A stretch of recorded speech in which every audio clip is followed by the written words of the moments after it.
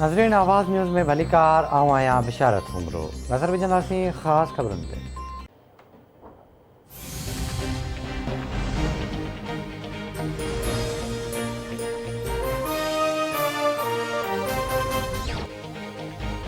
मुल्क में क़त्ल corona virus जा हमला जारी, वधीक 35 मरीज़ फौतुनि जो 27,831 थी वियो। 24 कलाकनि दौरान 1,656 नवां केस रिपोर्ट। मजमूई केसनि जो अंग 12,49,858 थी वियो। वायरस की शरह 3.26% रही।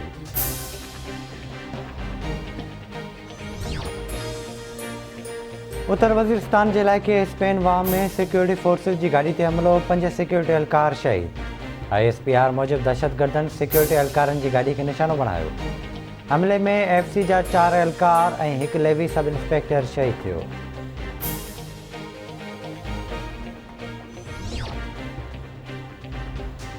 अमेरिका के जल्द या देर से तालिबान की हुकूमत तस्लीम करनी पवंदी। इन खां सवाइ हिननि वटि को ॿियो रस्तो नाहे। तहरीक तालिबान के कुछ ग्रुपनि से ॻाल्हियूं हली रहियूं आहिनि। TTP वारा हथियार फिटा कनि त खेनि माफ़ी मिली सके थी।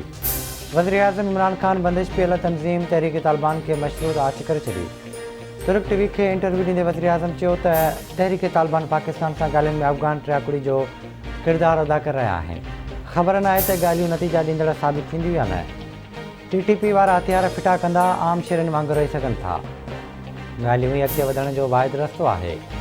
ॾिनल हुआसीं त काबुल ते कब्ज़ो करणु रतो छाण थींदी। डफेड़ पैदा करण सां सभ खां वधीक नुक़सानु अफ़गान अवाम जो थींदो।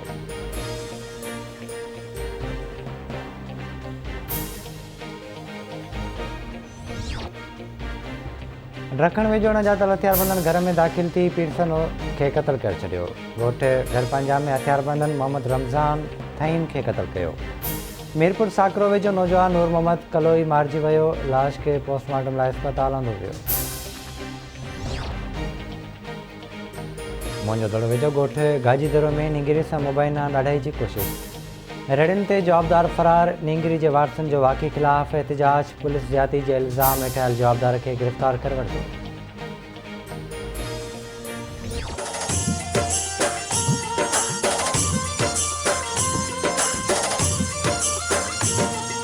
रहे सदा सिंधुअ जी छोली मारवड़न जी मिठड़ी बोली। रहे सदा सिंधुअ जी छोली मारवड़न जी मिठड़ी बोली। गली गली ऐं घर घर गूंजन सिंध अमर जा नारा नारा नारा नारा नारा।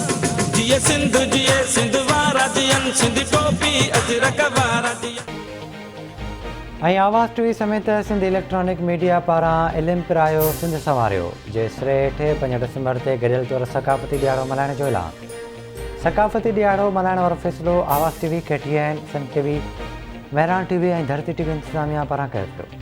कराची में थियल गॾिजाणी में आवाज़ TV जे CEO फैज़ बिरोही, KTN जे CEO मोहम्मद अतर काज़ी, महरान TV जे CEO गुलाम नबी मोराई शिरकत कई। गॾिजाणी में सन TV जे MD अजीत कुमार आहूजा ऐं धरती TV जे MD अज़हर सुहाग जी पिणु शिरकत। सक़ाफ़ती ॾियारी जी मुख्य तक़रीब 5 डिसंबर आचर ॾियारे कराची प्रेस क्लब आॾो थींदी।